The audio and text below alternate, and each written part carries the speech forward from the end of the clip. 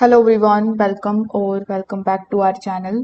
In today's tutorial, I will show you exactly how to activate your Pluxee card wallet using the official website and their application as well. So make sure that you watch this video till the very end so that you don't miss any of the important steps.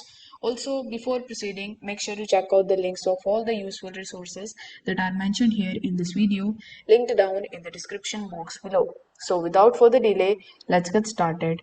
First of all, you need to open your web browser, and here in the search bar, you need to simply search for Activate Pluxee Card Wallet. Now, once you search for this query, you will find the first link from Pluxee Card Activation. So you need to simply just click on this link and you will be landed here on this page. Now, it is showing you that you are choosing Pluxee, and thank you so much for it. Please complete this form that is given below in order to activate your card or your wallet. So over here, you need to provide your registered email address and your phone number. Then you need to provide your card's reference number, fill out this captcha and click on the option of get activation code. Once you click on this option, an activation code will be sent on your mobile number or on your registered email address. So you need to get that code or that OTP and provide it over here on the next page. After that, it is going to show you further different options in order to activate your Pluxee card. So you need to tap on them and follow the on-screen instructions for the confirmation.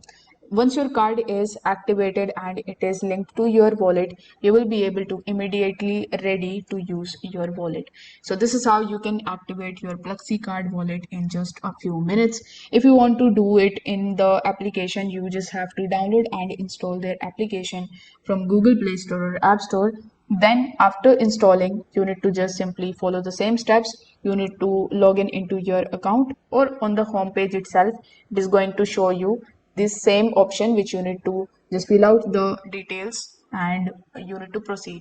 So if this video helped you out, do not forget to like the video, subscribe for more quick guides and comment if you need any further help.